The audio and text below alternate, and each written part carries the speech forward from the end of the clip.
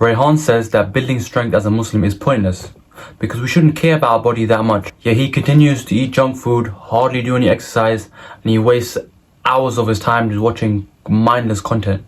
Then there's Sulaiman, who understands that as a young Muslim male, he needs to be strong. Why? So he can carry out more ibadah and so he can protect his family from any danger. He understands that he shouldn't train for his ego or pride, but only to please Allah subhanahu wa ta'ala. As you can tell by the title, I'm going to give you a step-by-step guide on how to get stronger inside the gym. I have 7 years of experience going to the gym. I've gained a lot of strength, I've had so many PRs, I've lost a lot of weight while doing that also. And now I've become obsessed with the gym as well, maybe too obsessed, but alhamdulillah I've toned it down recently. But this video is a culmination of hundreds of hours of my time spending researching videos, talking to the right people, watching podcasts, getting the right advice, things like that. And this comes from trial and error from my own experience. I'm going to boil it down into this one video. So when it comes down to getting stronger, it comes down to really four main components, but basically three main components. Number one is the actual training. Now the most important vital thing when trying to get stronger is having a proper structured plan in place. You need to have an actual plan in place, otherwise you're just going to go there not knowing what you're going to do. You're going to waste time and you're going to waste your life by doing that, by not having an actual proper strategic plan. You need to pick either do 5x5, 3x3. Maybe that day you're going to see how much you can lift for one rep. You need to have a genuine plan in place. And with this plan, you need to have progressive overload, which means that week by week you slowly increase the weight on every single thing. You slowly increase the weight on your lifts week by week. Maybe go up by 2.5 kg, 5 kg every single week, just like that. And for specifically strength, you need to focus on compound movements. That is bench, squat and deadlift. These heavy movements. Compound movements means that you're using more than one muscle at one time to perform that lift. And compound movements are excellent, especially if you're just starting the gym, and especially if you're trying to get stronger. If you're trying to get stronger, compound movements are the best thing you can do. And you need to be going regularly as well, at least 3-4 times a week. That's minimum, at least 3-4 times if you're trying to get stronger week in, week out. And it's very important that you track your progress. You need to track that. You literally write down. I write down in my notes every week. Every week I'll put in a table the exercise that I'm going to do, the set I'm going to do, and how many reps I got and things like that, so you can track it week by week, so you can see your progress. When the next week rolls around, you can see what you've done last week and see where you can improve. Look, the actual training is the most important part to trying to build strength. You need to get this on point, you need to get this right, and you need to have a specific plan in place again, remember. And look, you need to have patience about this. I can easily make a clickbait video and say how to get 100 kg in your bench in 2-3 weeks. Stupid stuff like that. But no, it genuinely will take time. It will take months, years. This is a delayed gratification activity. If you only want to get results now, be very needy, then this video isn't for you, man. Then click off, because this will take time. This will take time and patience. You need to realize, put this in your mind now, that it's a process. It will take time, but that's okay. That's okay, because that's life. Number two is your diet. Look, there's so much advice about the right diets, this diet, keto, flipping, carnivore, whatever BS there is out there. If you're just starting, chill out, relax. You don't need to go into all these diet fads, all that stuff like that. The most important thing that I focus on this metric the most as well is just getting enough protein in, just getting the right protein, getting enough of it as well. How do you know how much protein to have? It's about, people say, I don't know, 0.8 to 1 gram per kilogram of body weight, things like that.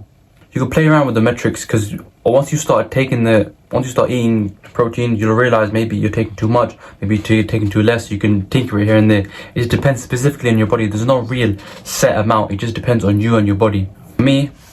For me, it's perfect to have around 180 to 200 grams of protein while having around 2,400 calories a day. That's mine.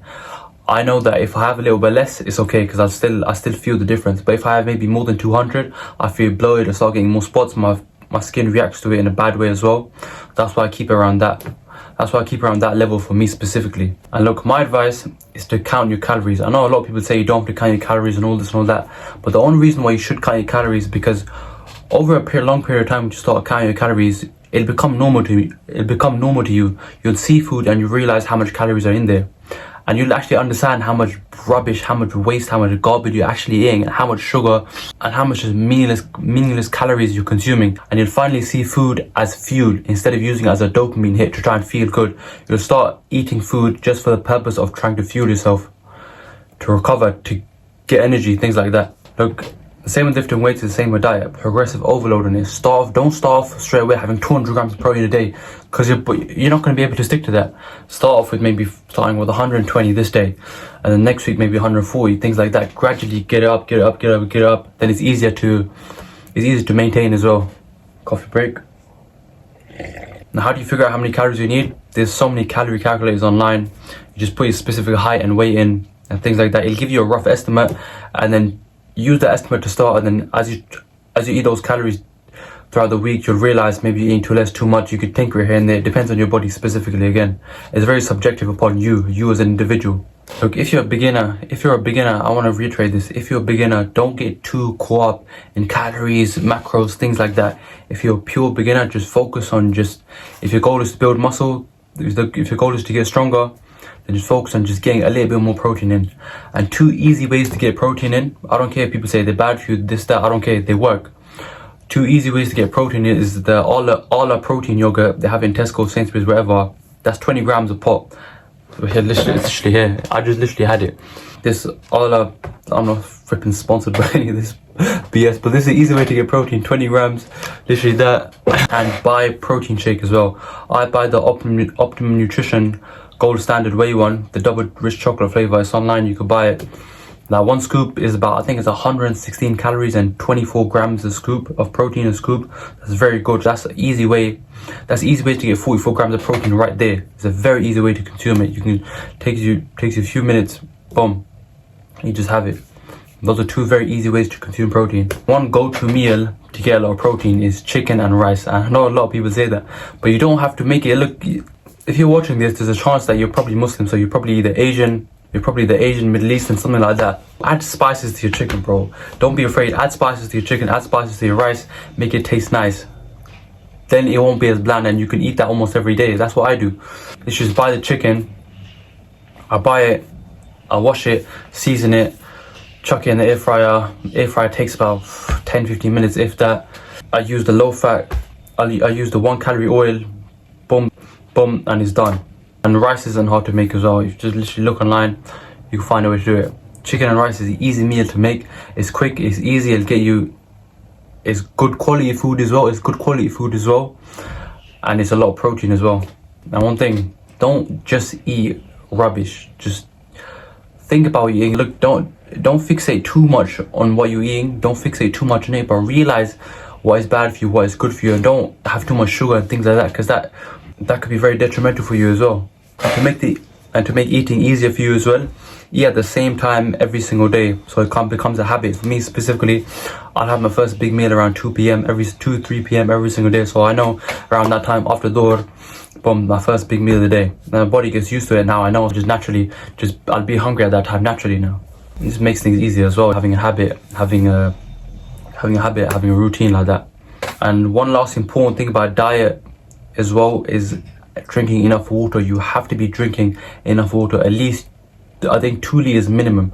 2 liters minimum. You need to have that hydration. One quick thing you can do when you wake up, have a glass of water, full glass of water as soon as you wake up. Have a glass of water as soon as you wake up, just to get hydrated straight away, so you're ready, and it'll give you that energy that you need as well. You have to stay hydrated. Water is key. Buy a water bottle. Keep a water bottle all you in all times. If anyone that knows me, they know that whenever I jump out, whenever I go out, I always have a water bottle with me all the time, because I like to stay hydrated. Don't drink tap water. Drink filtered water. And the third component is sleep/recovery. Now, this is such an overlooked thing. People don't talk about this enough. You have to be getting the adequate sleep. My advice, anywhere between 6 to 9 hours, that threshold like that. For me, I know that sometimes I can operate on 6 hours, no problem.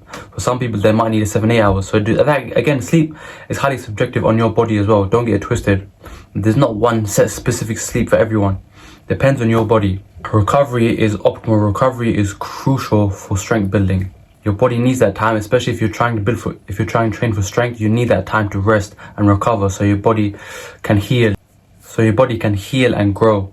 This is something that is so overlooked. And from my own experience, the days and the weeks that I got the worst sleep. Those were the days that I was weak. Those are the days that I felt sluggish, I felt slow, I felt lethargic. You need that good sleep, and trust me, you'll feel the difference. Once you get like 1 week of good consistent sleep, the difference is night and day.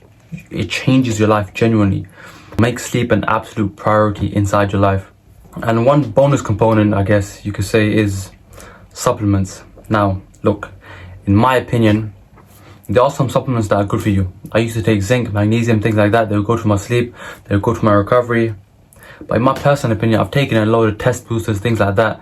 In my genuine personal opinion, through the test boosters I've taken as well, I think most of them are just BS, bro. I think most of them are just lies. I think most of them, the first couple of weeks it works. Look, it's always the first couple of weeks it works. Now after that, it stops working. It's almost like it's a placebo effect. You actually believe the supplement will work, it'll work for the first month. And then the next month I'll take it and I wouldn't feel any different. I'd feel back to how I was before I took the supplement. In my opinion, if you're getting adequate sleep, if you're eating the right foods, if you're training right, you don't need supplements, bro. I'll be so real, you don't need supplements. Like, they're a good bonus, yes, but I think if you stick to the fundamentals, I think that is more than enough. Obviously, if you have a certain condition that you have low test levels or something like that, or you struggle with something else, yeah, supplements could be good for you. But for the normal individual, just make sure you train correctly, train with the right intensity, train progressive overload, eat the right foods, get enough protein, stay hydrated, things like that. Get enough sleep at the right times. Those 3 things, if you do them, if you optimize them, you don't need any supplements, man. Trust me, you don't. Right now, all I take, or one thing you can take, one thing I would say to take is an all vitamin tablet. I take that, mine is in this weird looking black tub here, all vitamin tablet. Or it's no black market, weird things like that. So if you take an all vitamin tablet, that's all you need basically. And look, you need to trust the process. You need to outline your specific goals and then write your systems for it. Write your specific goals and write the plan for it. Have a genuine step-by-step guide on how to do this. And look, if you can get yourself a gym partner who's on the same wave as you, who wants to build strength, who has that same intensity as you, great. That's excellent. That's a huge boost for you. But if you don't, then don't worry about it too much, because you can't force people to do things. So just focus on you. Focus on trying. Don't rely on other people for your success. Just a couple more things I want to add. You might watch this video and think, this is such a minor thing, just getting stronger. It's not really that deep. But this, getting stronger generally in life, has actually changed my life. It's given me a level of confidence I never thought I'd get. It's allowed me to be a better man. It's allowed me to take more risks in other aspects of my life as well that were good for me. This is an important thing. I think every young Muslim man has to prioritize getting stronger. You know why? I want to paint this real picture for you. Let's say you're out with your family, with your mum and your sisters, whatever. You're the only male there, and someone tries to attack them. The bare minimum you need to have there is have some certain level of strength so you can fend off the attackers, whatever. If you don't even have that, then what's going to happen? You can't even protect your family. And you might think, oh, I'm just painting this dystopian picture, but this is a very real scenario that can happen to you. And Islamophobia is only on the rise as well. You need to be strong. You have to be strong. I'm not saying become a world-class powerlifter, things like that. Have a bare minimum base level of strength, just so you can use it to protect your family. Because what is a man's job again? To protect and provide for his family. You need to protect them physically as well. How would you feel? And imagine that was you in that moment. You couldn't even protect your own family because you didn't have the bare minimum strength to even protect your mother and your sister. What level of shame, what level of embarrassment, what level of insecurity will you feel? What level of failure will you feel just because you didn't put the time in to get a little bit stronger? And that's the reality of it. That is the reality of it. Let's look at how the Sahaba were. They were naturally fit and strong because their everyday life, they were lifting things, pushing things. They had to be strong. They walked a lot. They were naturally strong anyway. Us, like our lifestyle, our sedentary lifestyle in the West is very weak. We are very weak physically. We sit down all day. We're lazy. We hardly walk. We take transport, cars everywhere, whatever. Our lifestyle is very weak. Look at the Sahaba. They used to wrestle frequently. They used to train. They had to train as well. Archery, horseback riding, things like that. They had that level of. They were very tribal, they were soldiers basically, innit? How are we? We are far from soldiers. We are far from soldiers. But look, the bare minimum is just staying active, getting stronger. And then you can build upon that, inshallah. And this will genuinely lead to a better quality of life. It'll allow you to carry more ibadat. It'll allow you to do the harder tasks in life that you didn't want to do previously. It allows you to practice delayed gratification. the ROI, the return on investment on this activity is so massive because you get so many other good things out of it from that one little activity. This is very good for your mental aspect as well. It sharpens your mind. If you're young, if you're Muslim, if you're a man, prioritize getting stronger. Obviously, don't prioritize it over your deen. Think logically. Obviously, don't do that. But make this a priority in your life to get stronger in general. And we all know about the hadith. I've mentioned it numerous times. Allah loves the strong believer better than the weak believer. And it's talking about physical strength here. Try your best, inshallah, to gain some strength. And I want to leave you with the hadith from Prophet Muhammad sallallahu alaihi wasallam, peace upon him, who said, "The strong man is not the one who can knock people down, but the strong one is the one who controls himself when he is angry." Yes, this video is about gaining physical strength, but remember, this is not the pinnacle of strength. The real strength is having the power to control yourself, having the power to fight your nafs in the moment, to not lash out, to stay calm, to not do anything rash. Again, as important physical strength is, mental strength and emotional strength are as important as well. Look, if you're interested in getting stronger, if you're interested in losing weight, building muscle and things like that, I do one-to-one fitness coaching, and if you're interested in that, then I'll put a link in the bio, inshallah, to a sales call, and then we can go from there, see if you're a good fit, and then we can go from there, inshallah. Also, I have a newsletter as well, where I will be emailing Quran ayahs, hadiths, any thoughts, any knowledge that I come across to anyone who's interested. That link will also be in the bio. Jazakallah khairan if you stayed for the whole video. See you next time, inshallah. Assalamu alaikum wa rahmatullahi wa barakatuh.